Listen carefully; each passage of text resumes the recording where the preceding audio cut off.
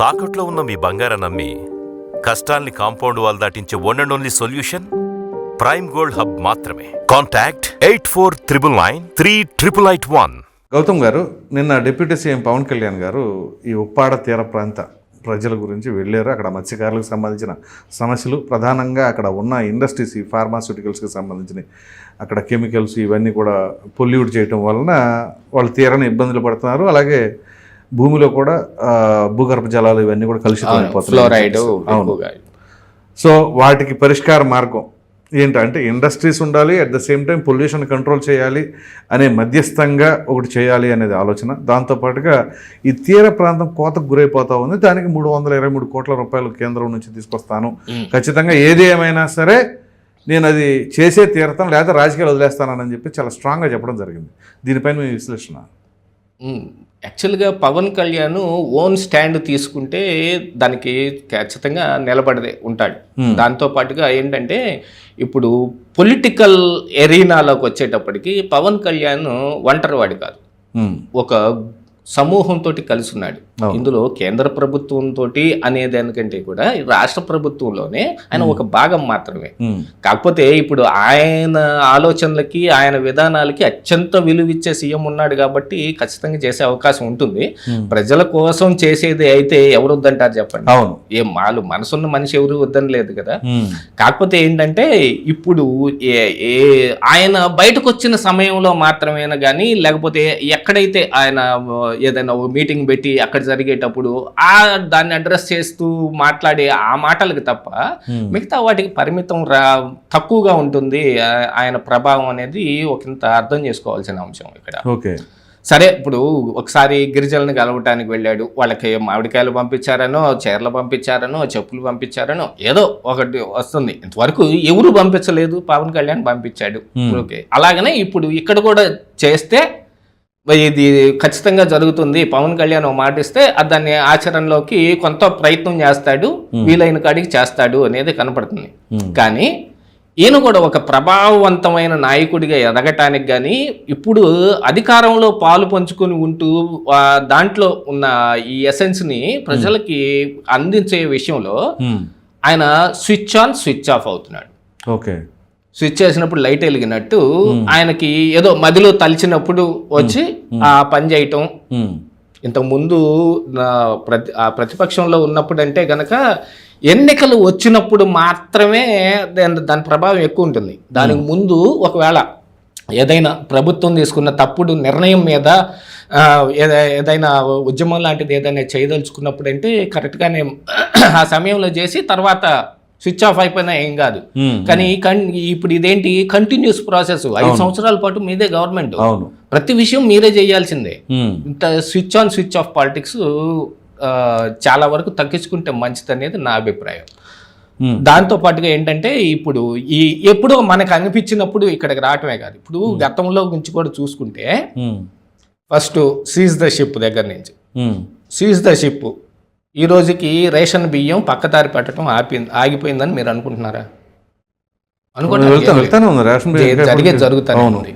Social మీడియాలో ఇప్పుడు Posani arrest కావచ్చు, రవీందర్ రెడ్డి అరెస్ట్ కావచ్చు, ఇలాంటి వ్యవహారాలు మొత్తం ఆయన అనుకున్నప్పుడు హోమ్ మినిస్టర్ నేను అయ్యుంటేనా అనుకున్న సమయంలో అరెస్టులు, తర్వాత మళ్ళీ యథావిధి యథా రాజా తదా ప్రజ అన్నట్టు మళ్ళీ వాళ్ళు చేసే ఇప్పుడు మళ్ళీ ఫేక్ ప్రచారాలు మళ్ళీ నడుస్తూనే ఉన్నాయి.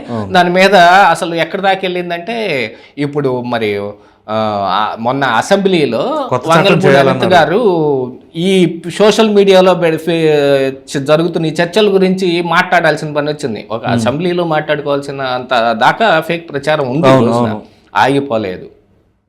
అలాగనే ఇప్పుడు గిరిజనులకి మేము మంచి చేస్తాం అని అనుకుందంటే ఏంది, ఆ గిరిజన ప్రాంతాల్లో మనం ఎంచుకున్న చోట మాత్రమే జరుగుతుందా, అందరికి జరుగుతుందా అనేది ఒకసారి చూసుకోవాలి. ఇప్పుడు కూడా ఇది కూడా అంతే, అలాంటిదే. అందుకని ఎందుకంటే ఇప్పుడు ఒకవేళ ప్రజలకి ఎంత మంచి చేసే ఉద్దేశం ఉంది మనకి అని అనుకున్నా అది కంటిన్యూస్గా ఉండాల్సిన అవసరం ఉందనేది నా అభిప్రాయం. మధ్యలో గ్యాప్స్ అనేవి రాకుండా. గ్యాప్ ఎందుకు? అప్పుడు సరే సినిమా షూటింగ్లు ఉంది, గ్యాప్ అని అనుకున్నాం అనుకోండి, ఈ సంవత్సర కాలంలో పూర్తి చేసేసుకున్నారు కదా. అవును, ఇక నుంచి అన్నా కొంచెం కంటిన్యూస్ ప్రాసెస్లో ఉండాలి. అందుకని ఇప్పుడు మీరు కూడా చూసారంటే పవన్ కళ్యాణ్ సైలెంట్ ఎందుకు అయ్యాడు అని ఎప్పుడో ఒకసారి ఏదో ఒక ప్రశ్న 6 నెలలకు ఒకసారి లేవనెత్తబడతా ఉంది.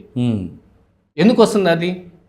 రైట్, ఆ అవకాశం కూడా ఇవ్వకుండా ఈ రోజు వీళ్ళకి మంచి చేయండి, రేపు వాళ్ళకి మంచి చేయండి, ఎల్లుండి ఇంకొకళ్ళకు ఉన్నారు వాళ్ళకి చేయండి, ప్రతిరోజు రాజకీయం చేయండి అని అడుగుతున్నాను.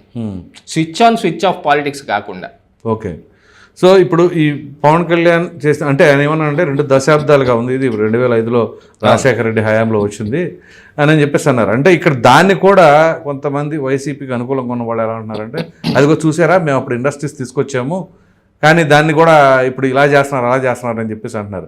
ఇప్పుడు అందుకని పవన్ కళ్యాణ్ కూడా చెప్తుంది ఏంటి అంటే, మీ ఇండస్ట్రీస్కి వ్యతిరేకం కాదు, వాటిని బ్యాలెన్స్ చేయాలంటున్నారు. సో మధ్యస్థంగా బ్యాలెన్స్ చేయడానికి ఎంతవరకు సాధ్యపడుతుంది అంటారు? ఇది అదేంటంటేనండి, అది ఒక ఎవరికి అర్థం కాని ఒక బ్రహ్మ పదార్థం లాంటిది. ఇండస్ట్రీస్ ఉంటే అభివృద్ధి జరుగుతుంది అని అంటే, ఇండస్ట్రీస్ ఉంటే పొల్యూషన్ వస్తుంది, పొల్యూషన్ తోటి ప్రజలకు ఇబ్బంది అవుతుంది, పంటలు, భూగర్భ జలాలు, వాతావరణం, గాలి మొత్తం కలుషితం అయిపోతాయి. అది వేరే.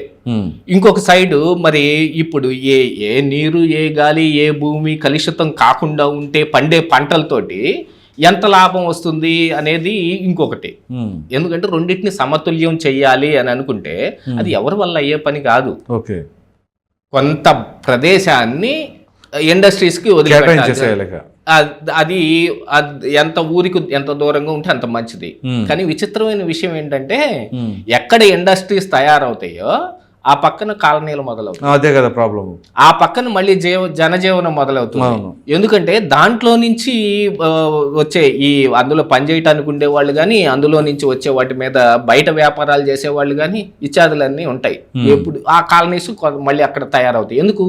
ట్రాన్స్పోర్టేషన్ దగ్గరగా ఉంటుంది కాబట్టి. దాని గురించి అని చెప్పి వాళ్ళు కొంతమంది జనజీవనం అక్కడికి పాకుతూ ఉంటుంది. పాకినప్పుడల్లా మళ్ళీ వేరే ప్రాంతానికి వెళ్తుందా ఇండస్ట్రీ? ఇది ఏంటంటే ఇది మేము బ్యాలెన్స్ చేస్తాము, చెయ్యగలము అనేది ఎవరు చెప్పలేంది. కొన్నిటి అవసరాల కోసం కొన్నిటిని త్యాగం చేస్తాం. సో అక్కడ ఆ చుట్టుపక్కల కంపెనీస్ చుట్టుపక్కల రెసిడెన్షియల్కి అసలు ఆస్కారమే లేకుండా ప్రభుత్వం చర్యలు తీసుకోవద్దు కాదండి. ఎందుకంటే ఇప్పుడు ఒక ఇండస్ట్రీ ఉంది, అందులో ఒక 5,000 మంది పని చేస్తున్నారు అని అనుకుందాం. ఆ 5,000 మందిని ఆ కంపెనీ నుంచి 100 కిలోమీటర్ల దూరంగా పెట్టి వాళ్ళని ట్రాన్స్పోర్ట్ చేయడం కుదిరే పనేనా? అంత దూరం పెట్టాల్సి వస్తుందా? ఒక 10-20 కిలోమీటర్స్ సరిపోతుంది అంటారా? 10-20 కిలోమీటర్స్ అనేది అసలు నథింగ్ అండి. ఎయిర్ పొల్యూషన్ రావటం మొదలు పెడితే 100 కిలోమీటర్లు వస్తుంది. ఓకే, ఇప్పుడు ఒక గొట్టంలోంచి వచ్చి వాతావరణంలో కలిసే పొగ, అందులో ఉండే కార్బన్ మోనాక్సైడ్ ఎంత దూరానికి విస్తరిస్తుంది అని అంటే వీలైనంత దూరానికి విస్తరిస్తుంది. అది 10-20 కిలోమీటర్లు ఆగుతుంది, ఏముండదు అట్లాంటిది. అది కాకుండా ఏంటంటే ఇండస్ట్రీస్లో కూడా ఇప్పుడు red zone industries, orange zone industries, green zone industries ఉన్నాయి. యాక్చువల్గా గ్రీన్ జోన్ ఇండస్ట్రీ ఉండదు. ఇప్పుడు అర్బాటంగా గూగుల్ వచ్చి ఒక 1 మెగావాట్ ఈ డేటా సెంటర్ ఒకటి ఇక్కడ పెడుతున్నారు అంటున్నారు చూడండి. ఇప్పుడు కొత్తగా డేటా సెంటర్ వల్ల కూడా కొంత కాలుష్యం ఉంది. ఇప్పుడు కాలుష్యం గురించి మాట్లాడుకుంటున్నాం కాబట్టి దాని గురించి కూడా చెబుతున్నాను. ఆ డేటా సెంటర్ ఒక మెగావాట్ డేటా సెంటర్ని మనం మెయింటైన్ చేయటానికి, దానికి కూలింగ్ పెట్టడానికి ఎంత నీళ్ళు అవసరం? దాదాపుగా 1 TMC నీరు అవసరం అవుతుంది ఒక సంవత్సరానికి. ఆ నీరంతా అక్కడ ఏమి ఇంకిపోయేదా? ఆవిరైపోయేదా? ఆ కూలింగ్ జరిగిన ప్రాసెస్ తర్వాత మళ్ళీ వచ్చి వాతావరణంలో కలిసేది. దానివల్ల కొంత కాలుష్యం వస్తుంది. ఎలక్ట్రానిక్ ఇవి కొంత వస్తాయి. దీంతో పాటుగా ఏమిటంటే దానికి పవర్ ఎంత కావాల్సి ఉంటుంది, ప్రజలకు ఎంత దగ్గరలో ఉంటుంది, దాని నుంచి వచ్చే పొల్యూషన్ ఎంత ఉంటుంది, ఇవన్నీ కూడా సిలికాన్ పొల్యూషన్ కూడా ఎక్కువ వస్తుంది. ఇప్పుడు ఇంతకు ముందు అంటే కార్బన్ మోనాక్సైడ్ పొగ లేకపోతే ఇంకోటి ఇది అనుకుంటారు. ఇప్పుడు సిలికాన్ పొల్యూషన్స్ ఇవన్నీ కూడా. కాకపోతే ఏంటి, దీన్ని బేరీజ్ వేసుకొని అది రావటం వల్ల ఎంత అభివృద్ధి చెందుతుంది, దానివల్ల మనకి వచ్చే 10 సంవత్సరాల్లో పొల్యూషన్ ఎంత వస్తుంది అనేది ఒక కౌంట్ చేసుకొని, దానివల్ల అభివృద్ధి ఎంత వస్తుందని కౌంట్ చేసుకొని దాన్ని పెడతాం. ఇప్పుడు యాక్చువల్గా చెప్పాలంటే ఈ ఫేస్బుక్ వాళ్ళు నిర్వహిస్తున్న మెటా డేటా సెంటర్కి చుట్టుపక్కల ఈ రోజున ఉద్యమం మొదలైంది. ఈ డేటా సెంటర్ వల్ల ఇదిగో ఇంత పొల్యూషన్ వస్తుంది, ఈ పొల్యూషన్ ఇదిగో ఇంత జరుగుతుంది, ఈ పక్క నుండే భూగర్భ జలాలు ఇదిగో సిలికాన్ తోటి ఇలా నిండిపోయి ఉన్నాయి, ఈ చుట్టుపక్కల ఉండే వాటర్ మొత్తాన్ని వాళ్ళు కన్సప్ట్ చేసేస్తా ఉన్నారు, జనజీవనానికి కొంచెం ఇబ్బందిగా ఉంది అని అమెరికాలో ఉన్న మెటా డేటా సెంటర్ మీదనే ఇలాంటి కొన్ని జరుగుతుంటే ఇప్పుడు మనం కొత్తగా తీసుకొస్తున్నాం. ఇప్పుడు ఏంటంటే ఇండస్ట్రీస్ వల్ల జరిగే అభివృద్ధిని ఒకవైపు, దానివల్ల జరిగే పొల్యూషన్ ఒకవైపు, ఎంతగాడికి పొల్యూషన్ ని మినిమైజ్ చేసుకోవటానికి ప్రయత్నం చెయ్యాలి. కాని పరిస్థితుల్లో వాటిని త్యాగం చేయడానికి కూడా మీరు సిద్ధపడాలి. అభివృద్ధి కేవలం ఇండస్ట్రీస్ తోటి మాత్రమే ఉండదు, అభివృద్ధి ప్రజల్లో కూడా ఉంటది. వాళ్ళు ఇప్పుడు గతంలోనండి ఇలాంటి ఇండస్ట్రీస్ ఏం లేవు. లేనప్పుడు మరి రైతులు పంటలు పండించారు, వాళ్ళు ఎన్నో అపరాలు కావచ్చు, పత్తి, మిర్చి, ఈ కమర్షియల్ క్రాప్స్ దగ్గర నుంచి పొగాకు, ఈ మిగతా ఈ మనకి అవసరమైన క్రాప్స్ వరకు మొత్తం పండించి వాటితోనే అభివృద్ధి జరిగింది. ఇప్పుడు అలాంటిది ఇప్పుడు ఆర్గానిక్ సేద్యం అనే ఓ పేరు చెప్పుకొని మనం వాటిని ₹100 పెట్టి కొనుక్కుంటున్నాం. 10 రూపాయల్లో దొరకాల్సిన వాటన్నిటిని. ఎందుకు వచ్చింది ఆ పరిస్థితి అంటే దీన్ని విస్మరించేసి అభివృద్ధి అని మనం అటు పొల్యూషన్ వైపు వెళ్ళిపోయాం కాబట్టి. అందుకని ఇప్పుడు ఆర్గానిక్ అనే ఒక పేరు, నాన్ పొల్యూటెడ్ అని, ఇప్పుడు దాన్ని డెవలప్ చేయండి. అది కూడా డెవలప్మెంట్ అని గుర్తించండి. కేవలం ఇండస్ట్రీసే డెవలప్మెంట్ కాదు అని. అప్పుడు పొల్యూషన్ తగ్గే అవకాశం కొంచెం ఉంటుంది. చూద్దాం ప్రభుత్వం దీన్ని ఎలా బ్యాలెన్స్ చేస్తుంది ఏంటి అని.